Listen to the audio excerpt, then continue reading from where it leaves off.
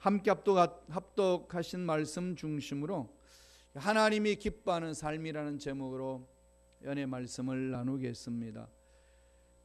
제가 목회하면서 여러 분들로부터 질문을 많이 받습니다. 성도님들한테도 질문을 받고, 교회를 비난하는 사람으로부터 질문을 받고, 또 하나님이 없다라고 하는 무신론자로부터 질문을 받습니다. 별별 질문들이 다 나오죠. 삼위일체 하나님, 신비잖아요. 성부, 성자, 성령 하나님 세 분인데 왜 한 분이라고 그러고 한 분이 어떻게 세 분이 되느냐, 이런 신비에 대해서 인간이 이성으로 설명하기라는 것은 너무나도 어렵습니다. 완벽하게 설명했다고 그러는데 이해하겠냐 그러면 1시간을 설명해 줬는데 모르겠대요. 이런 난감함이 어디 있겠어요. 그 다음에 하나님의 주권과 인간의 자유의지, 하나님의 주권은 어디까지 미치고 인간의 자유의지는 어디까지 허용이 되는지 제가 하나님이 아닌데 어떻게 압니까? 그냥 우리는 순종할 뿐이지 않겠습니까? 하나님은 선택하셔서 예수를 믿게 하는 건지, 믿음으로 우리는 들어가는 건지, 이런 여러 가지 일들이 다 성경 속에 기록되어 있는데 각각 주장대로 다 있습니다. 선택도 있고 인간의 자유의지도 강조하는 것이 성경 속에 들어 있습니다.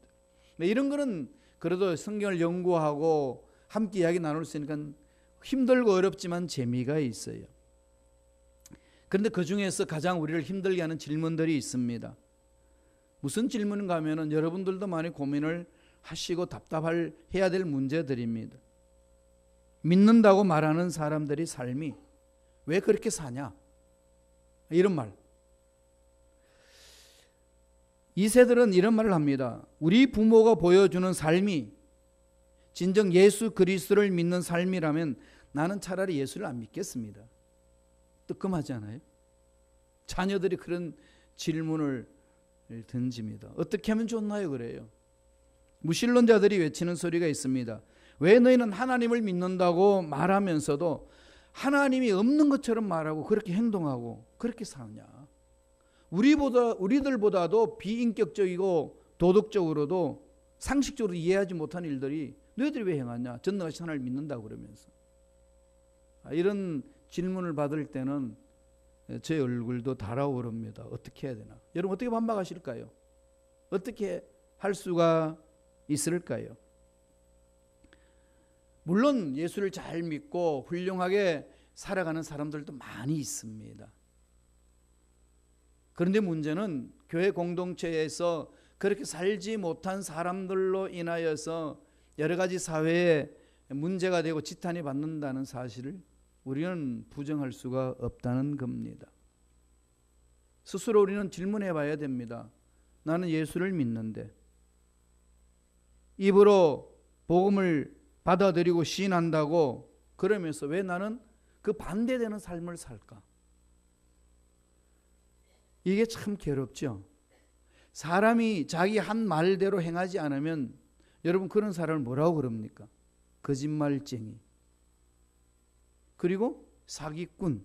이건 일방적으로 세상에서 말하고 있는 이 얘기입니다. 우리 하나님 말씀을 들어요. 그럼 그렇게 살겠습니다 결심해 놔놓고 안 삽니다. 그런 사람을 뭐라고 그럴까요? 하나님이. 하나님이 하고 싶은 말씀이 많으실 거예요. 그런데 하시지 않으시고 품고 가시죠. 하나님을 기쁘시게 한다는 게 뭘까요? 여러분 자녀들이 여러분을 기쁘게 할 때 언제 가장 기쁘신가요? 부모가 한 말을, 옳은 말을 순종하고 따를 때, 그죠? 정말 기쁘지 않나요?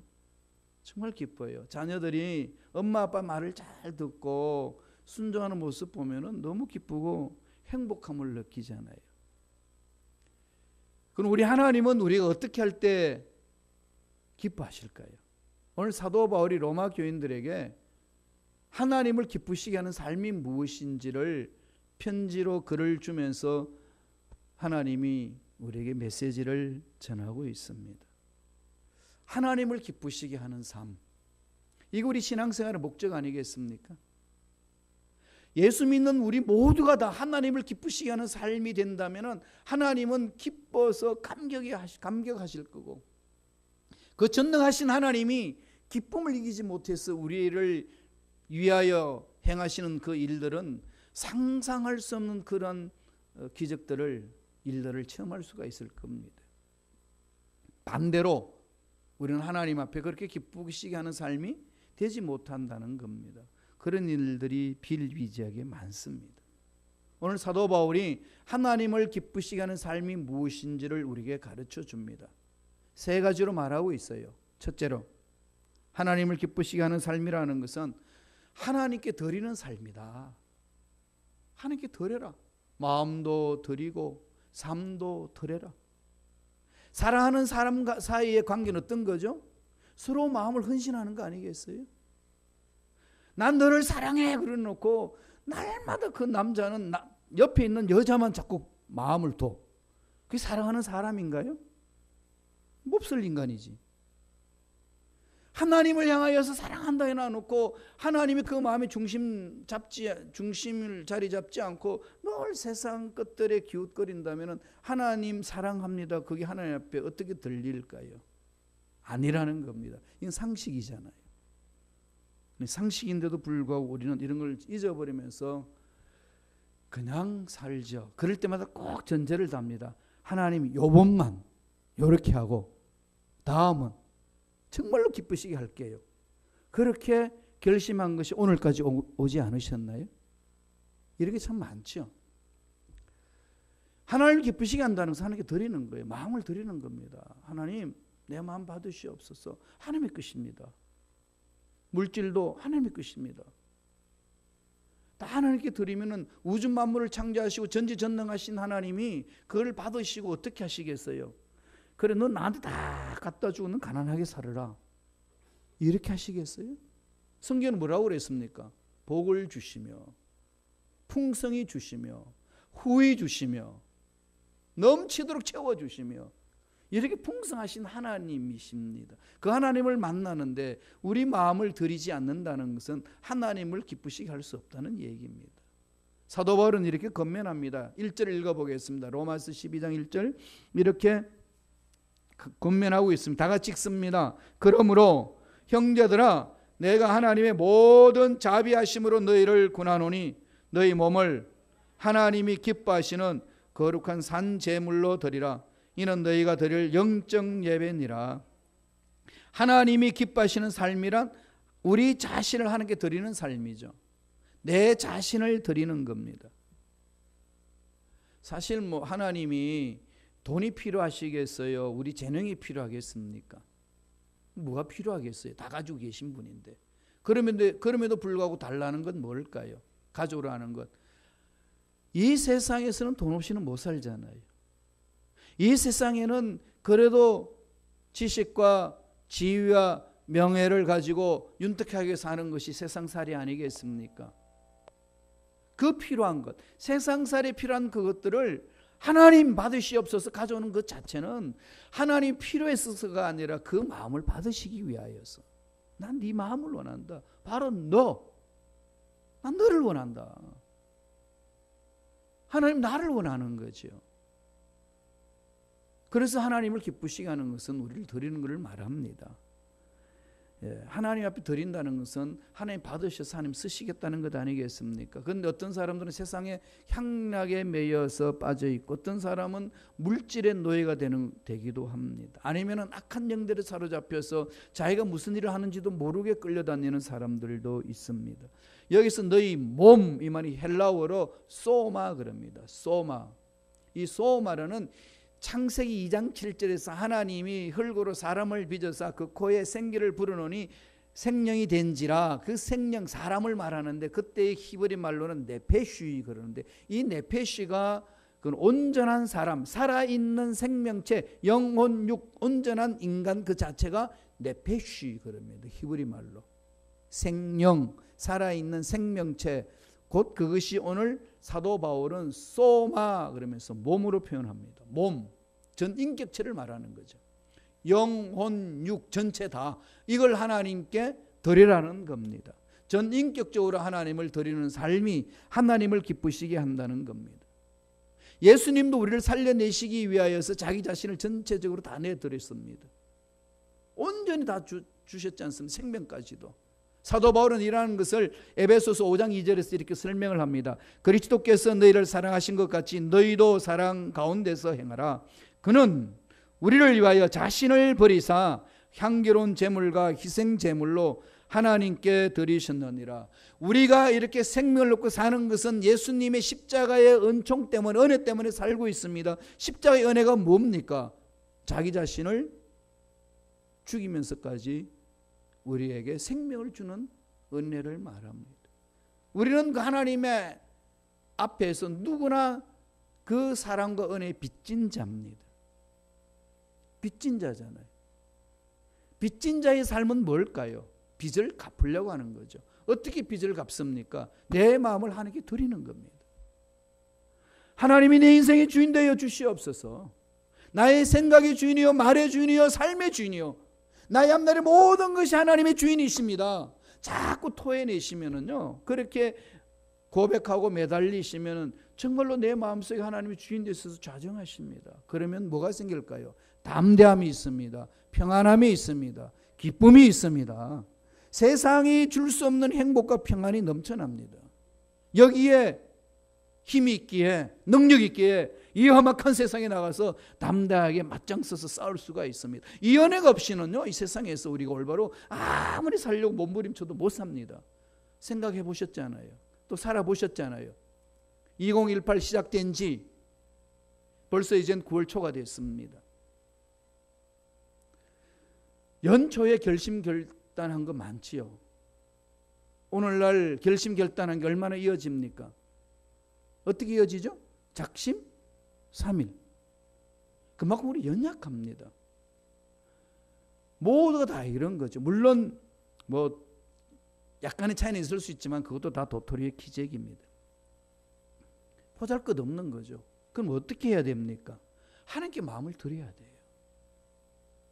내 인생의 문제도 하나님께 드리고, 사업의 문제도 하나님께 드리고, 자녀의 앞날도 하나님께 드리고, 하나님께 드렸다는 것은 하나님께 맡겼다는 거죠. 맡겼다는 것은 산 위에 꼭대기에서 올라가서 바위돌을 굴렸다는 걸 말합니다. 여러분, 산 꼭대기에서 바위돌을 굴리면은 굴러서 어디로 내려가죠? 아래로 굴러 떨어집니다. 그러면 산 꼭대기에 바위가 없어요. 바위돌이 없습니다. 하나님께 맡겼다는 것은 그 바위돌 같은 문제가 내 가슴에서 빠져나갔다는 겁니다. 그러니까 하나님으로 인해서 산다는 거죠. 하나님으로 인하여서 만족하고, 하나님으로 인해서 기뻐하고, 하나님으로 인하여서 행복하는 겁니다. 세상에 있고 없고에 의해서 내 마음이 왔다 갔다 하는 게 아니라는 거죠. 하나님께 쓰임받는 일꾼들은 다 그랬습니다. 사도 바울이 로마 감옥에 있으면서 빌립보 교인들한테 외치는 소리가 뭡니까? 항상 기뻐하라. 그 기쁨의 근거가 어디에 있나요? 하나님이 그 마음을 사로잡아 주시니까. 감옥에 있던, 감옥 밖에 있던 문제가 안 됩니다. 하박국 선지자는 외양간에 송아지가 없고 소출이 없어도 기뻐한다고 그랬습니다. 누구로 인하여? 야훼로 인하여. 우주 만물을 창조하신 하나님이 나를 붙들어 주시면은 이 문제는 반드시 해결될 줄로 믿습니다. 모든 게 하나님 손에 있다는 겁니다. 모든 것이 하나님 손에 있습니다. 하나님의 손에서 벗어난 것은 다 허무한 거예요. 왜 허무할까요?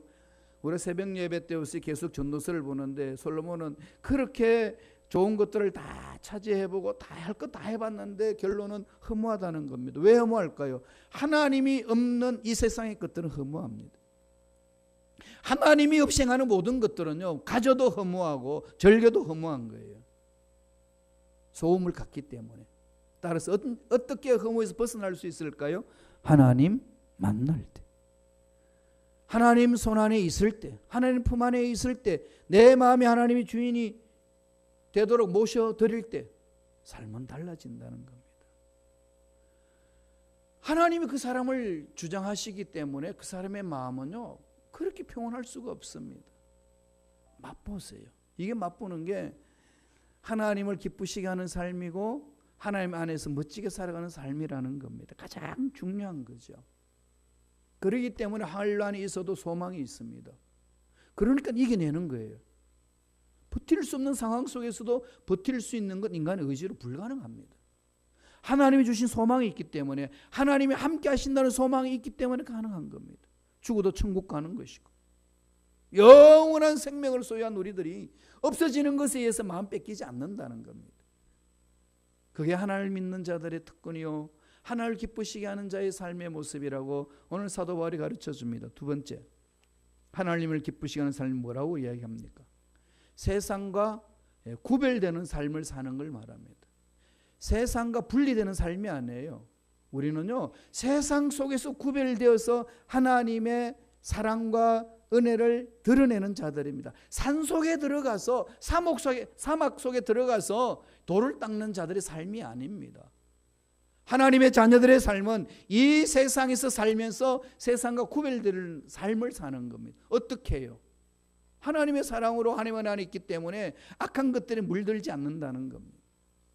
어떻게 악한 것들에서 물들지 않고 살아갈 수가 있을까요? 하나님의 보호 속에 살 때만이 가능하고, 하나님 말씀 위에 들어가서 하나님 말씀의 신앙의 뿔을 내릴 때만이 가능하다고 성서는 가르칩니다. 말씀을 보지요. 2절에 있습니다. 로마서 12장 2절 다 같이 한 목소리 천천히 읽겠습니다. 너희는 이 세대를 본받지 말고 오직 마음을 새롭게 함으로 변화를 받아 하나님의 선하시고 기뻐하시고 온전하신 뜻이 무엇인지 분별하도록 하라. 뭘 하라고 권면하나요? 이 세대를 본받지 말라. 이 세대를 본받지 마라. 이 세대가 어떤 세대입니까? 지금 세상은 하나님을 등지는 세상이에요. 특별히 미국은요, 영적으로 심각합니다. 시카고는 더 그런 것 같아요. 이 미국이 어떤 나라입니까? 신앙생활을 자유롭게 하기 위해서 찾아온 사람들이 만든 나라가 이 미합중국 아닙니까? 이 미국이 신앙생활 잘하기 위하여, 자유롭게 하기 위해서 신앙 고백하면서 찾아온 땅입니다. 말씀 위에 서 있는 나라예요. 하나님은 그 감동 받으시니까 이 땅을 어떻게 하십니까? 얼마나 멋지게 아름답게 만들어 줍니까? 늘 말씀에 서게 하고 찬양하고 기도하고, 그렇게 서 있었던 나라는요, 정말로 튼튼했습니다. 존 F 케네디 때에 공교육에서 이 성경 교육을 가르치지 못하도록 다 법령을 만들어서 제한을 뒀습니다. 그 이후부터 영적으로 곤두박질 시작했습니다. 그리고 존 F 케네디가는 정말로 어마어마한 시련을 겪습니다. 무섭지 않나요? 그럼 이런 상황 속에서 지금 오늘날 이 미국 땅 보세요. 여러분 자녀들을 마음대로 미국에 맡겨놓고 편안하게 살 수 있는 미국 땅인가요? 지금 그렇지 못합니다. 총기 사건이 여기저기서 일어납니다. 그리고 우리 자녀들 마약에 노출되어 있습니다. 정말 마음 놓고 자녀를 교육을 맡길 만한 학교가 몇 개나 됩니까? 그렇게 교육시설이 잘 되어 있는데 그 내용이 영적으로 시들시들해지니까 애들은 윤택해지는 것처럼 느끼는지 모르지만 영적으로 죽어가는 일들이 많습니다. 오늘 바울이 이야기합니다. 이 세대를 본받지 말고. 우리가 자녀들을 위하여서 좋은 부모란 게 어떤 부모라고 생각하시나요?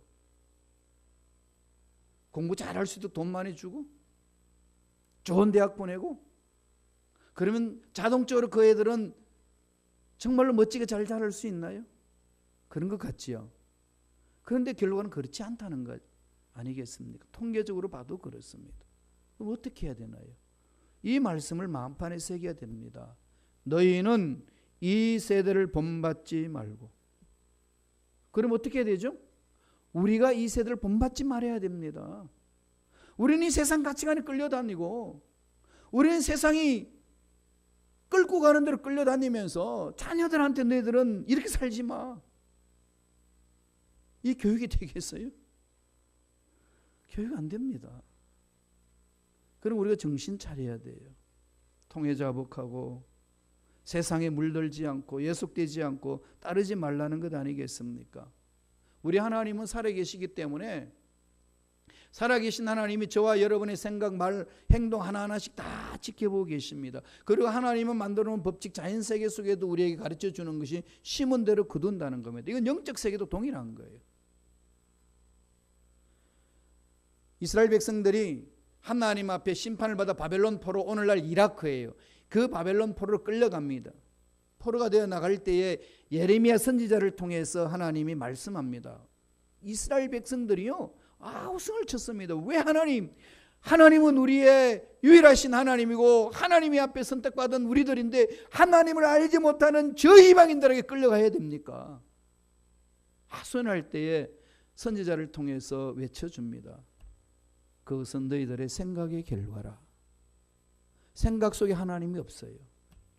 마음 중심에 하나님의 말씀이 없습니다. 하나님의 말씀을 버렸어요. 하나님을 대적했습니다. 그 결과로 너희 삶은 심판받을 수밖에 없는 것이라고 예레미야를 통해서 하나님은 말씀하셨습니다. 오늘날도 동일합니다. 하나님은 반드시 심은 대로 거두게 합니다. 지금 여기 있는 저와 여러분의 삶은 과거에 심어놓았던 그것에 대한 열매입니다. 무섭지 않나요? 오늘 지금 내가 어떻게 심느냐, 앞으로 내 미래가 결정된다는 겁니다. 그래서 기독교는 현재를 위한 거예요. 미래 천국이 우리를 기다리고 있지만 그 미래 천국을 앞당겨서 여기에서 천국의 맛을 보는 겁니다. 그래야 문제를 이길 수 있고 일어설 수가 있습니다. 날마다 이 세대를 본받지 않는, 이 세상 살면서 하나님의 사랑 안에서 세상의 가치를 몰아낼 줄 아는 그러한 삶을 살라고 하는 성서는 우리에게 가르쳐 줍니다. 이 패역한 세대, 하나님을 등지는 이 세대, 정신 차리라는 거죠. 그러려면 어떻게 해야 될까요? 말씀 안에 들어오셔야 돼요. 우리의 삶의 옳고 그름의 기준은 어디서 오나요? 각 사람들마다 기준이 다릅니다. 다 삶의 스타일이 있고 삶의 가치관이 있고 삶의 기준이 있는데 각자의 기준이 다른데 무엇이 옳고 무엇이 그른가요? 나라들이 바라보는 관점이 다 다르지 않습니까? 안중근 의사, 우리는 의사라고 부르짖죠. 그러잖아요. 이등박문을 저격했던 멋진 의사 아닙니까? 안중근 그러면 일본 사람은 안중근에 대해서 뭐라고 그럴까요? 테러리스트. 좋은 예는 아닙니다만 어느 입장에서 써서 보느냐에 따라서요 한 사건이 달라집니다. 그럼 기준을 어떻게 정할까요? 한 역사 속에 일어나는 그 기준이지만은 구체적으로 저와 여러분의 삶의 순간순간 옳고 그름의 기준을 어디서 잡아야 될까요? 말씀입니다. 예수 그리스도예요. 예수 그리스도 말씀에 서느냐 못 서느냐에 따라 옳고 그름이 정확하게 구분되지 않습니까? 그런 저와 여러분들은 몸부림치셔야 돼요. 말씀 안에 서서 하나님이 멋지게 쓰실 수 있는 그릇으로 만드는 것이 정말로 중요합니다. 그래서 하나님은 우리들에게 늘 거룩을 요구하셔요. 하나님 거룩하시기 때문에. 여러분 거룩하다 그러면 여러분 알러지 있는 사람이 있으신가요? 난 거룩할 수가 없어. 나는 이 세상에서 죄도 많이 범했고 그것 때문에 여러분 뒤로 물러서고 계시나요? 그건 잘못된 생각입니다. 거룩이라는 것은 내가 여태까지 흠도 점도 없이 멋지게 삶을 살았기 때문에 거룩한 거 아니에요. 하나님의 기준에서 거룩한 사람 누가 있나요? 아무도 없습니다. 그럼에도 불구하고 하나님은 내가 거룩하니 너희도 거룩하라고 그랬나요? 왜 그렇게 하셨을까요? 거룩할 수 있는 길을 열어주셨기 때문에. 무슨 길을 열어주셨나요? 예수 그리스도의 십자가를 믿는 자, 전 죄악을 통해 자복하는 자는 거룩하니라. 그런 사람을 뭐라고 그러죠? 성도라고 그럽니다. 성도는 영어로 뭐라고 그러죠? 세인트입니다. 세인트를 다른 말로 번역하면 뭐가 되죠? 성자입니다. 옆에 있는 사람 얼굴 보세요. 한번 이야기해 보세요. 당신이 성자래. 괜히 얼굴이 따끔따끔하나요? 왜 성자가 될까요? 예수를 믿었기 때문에. 예수를 믿었기 때문에. 예수님의 생명이 나에게 있기 때문에 그 생명은 과거의 어떤 죄악에도 이겨낼 수 있는 능력이 있습니다. 하나님의 자녀가 되는 능력이 있습니다. 그러기에 우리는 거룩한 자가 되어서 담대하게 거룩한 보좌 앞에 나가서 하나님이 원하시는 삶을 살 수가 있고 하나님 앞에 복을 달라고 요청할 수가 있습니다. 레위기 11장 45절에 하나님이 이렇게 이스라엘 백성들에게 약속하면서 말씀합니다.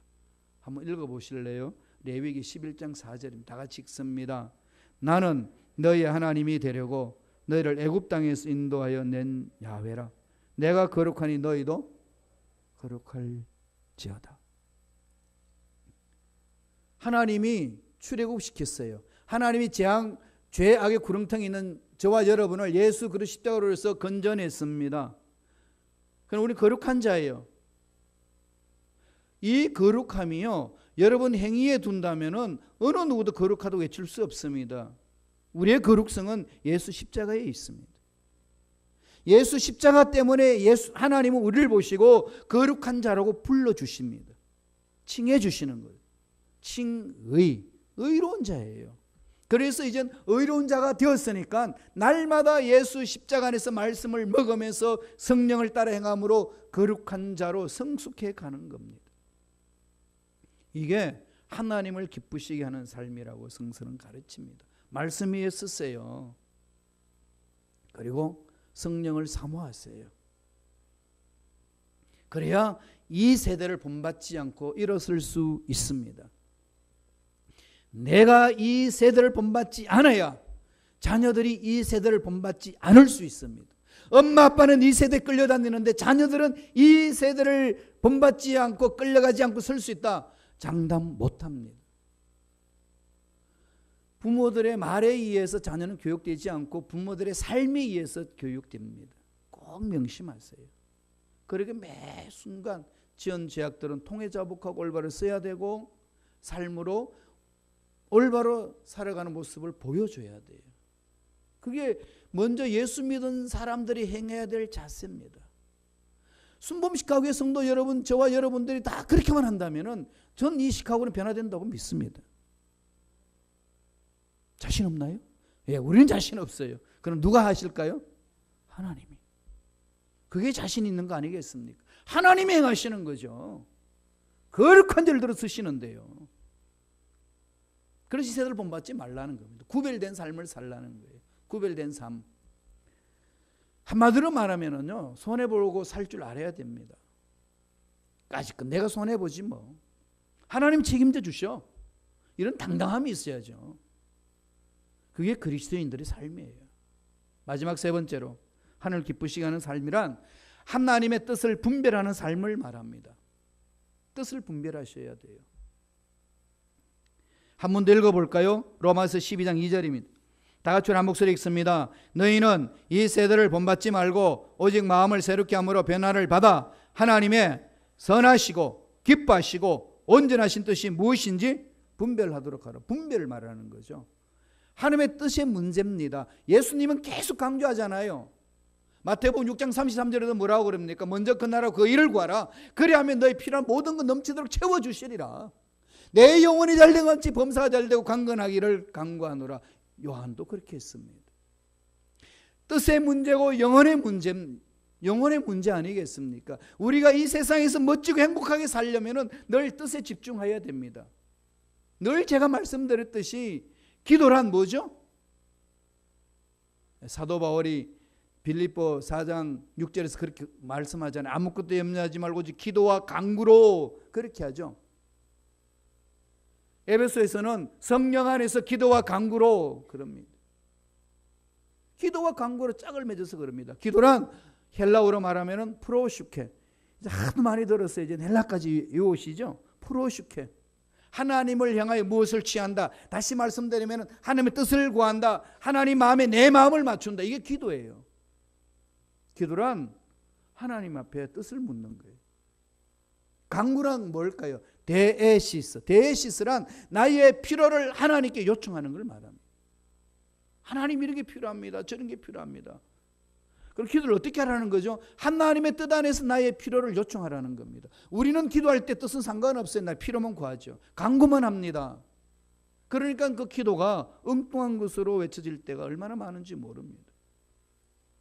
하나님의 뜻만이 하나님 때 안에서 이루어집니다. 그래서 오늘 사도 바울은 이 세대를 본받지 말고 뭘 분별하라고 그럽니까? 하나님의 선하시고 기뻐하시고 온전한 뜻이 무엇인지 분별하도록 하라. 어떻게 분별하나요? 말씀으로, 성령의 능력 안에서 분별해 나가는 거죠. 그래서 지혜를 구하는 겁니다. 야고보서 1장 5절에 뭐라고 말씀합니까? 지혜가 부족하거든 후히 주시고 꾸짖지 아니하신 하나님께 구하라. 그래야면 주시리라. 계속 물어보세요. 제가 순복음식하고에 와서 하나님 어떻게 해야 됩니까? 늘 그만 묻고 있어요. 언제까지 여기서 이 사역을 해야 됩니까? 올해까지입니까? 내년까지입니까? 계속 묻고 하나님의 음성을 따라 온 것이 지금 6년을 보내고 7년째입니다. 하나님이 정해주시는 거죠. 좋다고 있고 싫다고 떠나고 그런 건 종의 삶이 아니지 않습니까? 하나님의 음성에 따라가는 겁니다. 그건 저와 여러분 모두가 그래야 되는 거예요. 뜻을 분별하면서 가야 됩니다. 여러분 사업, 직장, 가정, 자녀들의 앞날 이 모든 것에 있어서 뜻을 구하세요. 분별해야 됩니다. 그래야 세상에 물들지 않고 일어설 수 있습니다. 그래야 하나님의 기뻐하시는 삶을 살아낼 수 있습니다. 내가 멋지게 이 세상을 산다고 했는데 하나님 보시고 뭐 하다가 왔냐 물으시면 여러분 뭐라고 말씀하실까요? 늘 말씀드렸지만은 제가 한 번 더 말씀드릴게요. 아브라함이 75세 때 부르심을 입었습니다. 자녀를 준다고 그랬어요. 믿고 따라갔습니다. 10년을 지나도 자녀 안 주십니다. 나이는 늙어갔어요. 사라도 늙어가고 아브라함도 늙어갑니다. 아기는 낳을 길이 자꾸 멀어집니다. 답답하지 않겠어요? 양자를 얻으려고 그랬습니다. 그러니까 사라가 여종이 있으니까 여종을 취해서 당신 씨를 이어봤자 이스마엘을 낳았어요. 아브라함이 얼마나 기쁜지 모릅니다. 얼마나 기쁘시겠어요. 정말 양자도 택해가지고 대를 이으려고 그랬는데 그렇게 그 이스마엘 끌어안고 그냥 깍꿍하면서 좋아하는 그 아브라함에게 하나님 찾아오셔서 뭐라고 그럽니까? 한마디로 잘라버립니다. 아브라함 no! 아니야. 전 이 말씀을 읽을 때마다 뭐 섬뜩섬뜩하는 거죠. 여러분 그러지 않나요? 멋지게 열심히 행복하게 산다고 사는데 하나님 딱 썼을 때에 김 목사 너의 삶은 no! 이러면 끝나는 거 아니겠어요? 어떻게 살아야 되죠? 하나님 뭐라고 그럽니까? 아브라함 그건 이스마엘이 아니고 너의 약속한 자식이 있느니라. 약속의 자식을 기다려라. 이삭을 얻잖아요. 마침내. 우리의 신앙의 삶이 그래야 됩니다. 스스로 정하지 마세요. 태어나는 것도 내 뜻이 아니고 죽는 것도 내 뜻 아닙니다. 다 하나님의 선하신 계획 안에서 이루어지는 거예요. 어느 누구가 자기 달란트, 자기의 모습, 능력 결정하고 태어났습니까? 하나님의 선하신 계획관 태어났어요. 하나님 하실 일이 있는 거죠. 하나님 하실 일이 있다면 매 순간 그분께 물어보면서 하루하루 삶을 살고 직장생활하고 사업하고 자녀 교육하셔야죠. 무엇 때문에 사시나요? 하나님이 질문하십니다. 이렇게 영원히 산다면 그냥 살 수 있겠지만은 그렇지 못한 인생 아닙니까? 그러니까 하나님이 길을 가르쳐 주셨습니다. 에베소 4장 21, 24절에 사도 바울을 통해서 우리에게 말씀합니다. 다 같이 읽어볼까요? 한번 읽습니다. 너희는 유혹의 욕심을 따라 썩어져 가는 구습을 따르는 옛사람을 벗어버리고 오직 너희의 심령을 새롭게 되어 하나님을 따라 의와 진리의 거룩함으로 지으심을 받은 새 사람을 입어라. 새 사람이라는 것은 예수를 믿는 순간에 새 존재가 되었습니다. 카이노스, 새 존재 순간적이에요. 순간적으로 예수 믿는 사람이 새 존재가 되었으니까 앞으로의 삶은 날마다 새로워되어지는 거죠. 네오스, 점차적으로. Gradually sanctification, 날마다 새로워지는 삶을 말합니다. 그러려면 어떻게 돼야 된다는 거죠? 심령이 새롭게 돼요. 심령이 새롭게 돼요. 생각이 새로워지고 마음이 새로워지고 말이 새로워집니다. 그 위에 삶의 행동이 새로워지는 거죠. 생각을 뜯어고치라는 거 아니겠습니까? 어떻게 해요? 말씀으로. 그래서 시편 119편 9절에는 청년이 무엇으로 그 행실을 꺾게 하리까? 주의 말씀만 지킬 따름이니라.